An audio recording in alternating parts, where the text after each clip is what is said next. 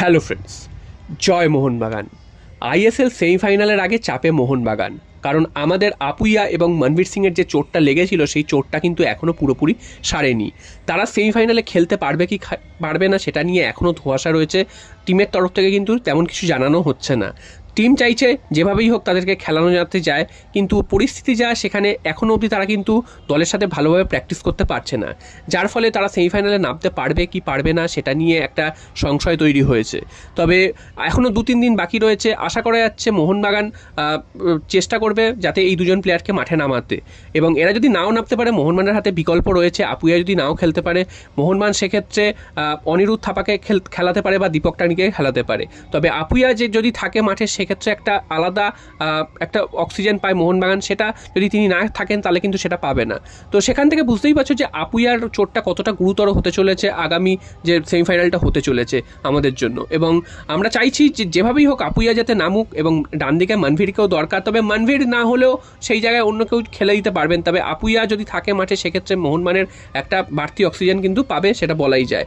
তবে এখনও অবধি যা পরিস্থিতি তাতে খেলার সম্ভাবনা 50-50। হয়তো ম্যাচের দিন সকালে ডিসাইড করবে কোচ তারা খেলতে পারবেন কি পারবেন না। তবে গতকালেও যে নিউজ এসছে বা আজকেরও যে নিউজ এসছে সেখানে তারা যে খুব ভালোভাবে প্র্যাকটিস করছে তেমনটা কিন্তু নয়। হ্যাঁ, দলের সাথে প্র্যাকটিস করছে ঠিকই, তবে সেই মতন বাকি প্লেয়ারদের মতন কিন্তু করছে না প্র্যাকটিস। তো দেখা যাক শেষ পর্যন্ত তাদেরকে মাঠে নামানো যায় কি যায় না। এরপর চলে আসি আরও একটা খবরে, সেটা হচ্ছে সুপার কাপ নিয়ে খবর।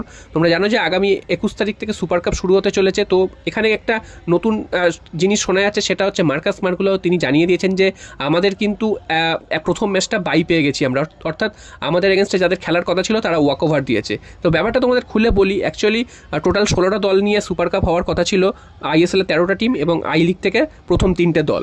তো এই 16টা টিম নিয়ে খেলার কথা ছিল, এবং মোহনবাগানের সাথে খেলার হওয়ার কথা ছিল আই লিগের যে 3 নম্বর দল থাকবে তাদের, কারণ মোহনবাগান চ্যাম্পিয়ন হয়েছে এবং আই লিগের 3 নম্বর দল তাদের খেলা হওয়ার কথা ছিল। এবার সমস্যাটা হচ্ছে এআইএফএফ কিন্তু আই লিগের সমস্ত দলকে চিঠি পাঠিয়ে জানিয়েছে যে কারা কারা খেলতে ইচ্ছুক এই সুপার কাপ। তো সেখান থেকে দেখা যাচ্ছে যে চার্চিল ব্রাদার্স এবং ইন্টারকাশি ছাড়া কেউই কিন্তু খেলতে ইচ্ছুক নয়। তারা চিঠি লিখে জানিয়ে দিয়েছে যে তারা কেউ খেলতে ইচ্ছুক নয়। অর্থাৎ ইন্টারকাশি এবং চার্চিল ব্রাদার্স কিন্তু প্রথম 2টো স্থানে রয়েছে, তাদের 3 নম্বরে নেমে যাওয়ার কোনো সম্ভাবনা নেই। আর 3 নম্বর যে দল তারা তো খেলবেই না, অলরেডি বলেই দিচ্ছে। তো সেক্ষেত্রে মোহনবাগানের প্রথম ম্যাচ মোহনবাগান ওয়াক ওভার পাবে বা বাই পেয়ে যাবে, সেটাই কিন্তু বলা যায়। অর্থাৎ মোহনবাগান কিন্তু ডাইরেক্ট কোয়ালিফাই করে যাবে কোয়ার্টার ফাইনালে, যেহেতু এটা নকআউট ম্যাচ হচ্ছে, নকআউট স্টেজ হচ্ছে। তো সেক্ষেত্রে একদম ডাইরেক্ট কোয়ার্টার ফাইনালে কিন্তু মোহনবাগান নামবে, অর্থাৎ একটা ম্যাচ মোহনবাগানকে কম খেলতে হবে। এবার প্রশ্ন হচ্ছে কোয়ার্টার ফাইনালে তাহলে মোহনবাগানের প্রতিপক্ষ কারা হতে পারে।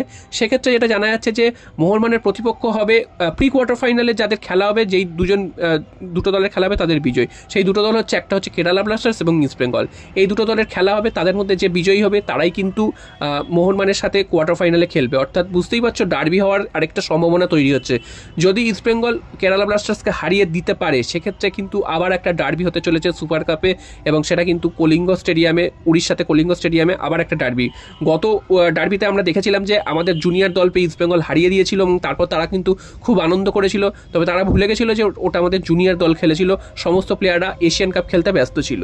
এবার কিন্তু সেটা হবে না। যদি ইস্ট বেঙ্গল ভুল করেও পড়ে যায় আমাদের সাথে, তাহলে কিন্তু ইস্ট বেঙ্গলকে আমরা ছিঁড়ে খাবো। তো তোমাদের কি মনে হয়, ইস্ট বেঙ্গলকে আমরা উড়িয়ে দেবো? তো তোমরা কিন্তু অবশ্যই কমেন্ট বক্সে জানিও। যদিও এখনও অনেক দূর বাকি রয়েছে, ইস্ট বেঙ্গলকে আগে নিজেদের ম্যাচ জিততে হবে, তারপর আমাদের সাথে খেলার সুযোগ পাবে তারা, তার আগে তো তারা পাবে না। তো আমরা চাইবো যে ইস্ট বেঙ্গলই আসুক আমাদের সামনে, এবং ইস্ট বেঙ্গলকে কিন্তু আবার আমরা হারাবো, এটাই কিন্তু আমরা চাই। তো জয় মোহনবাগান।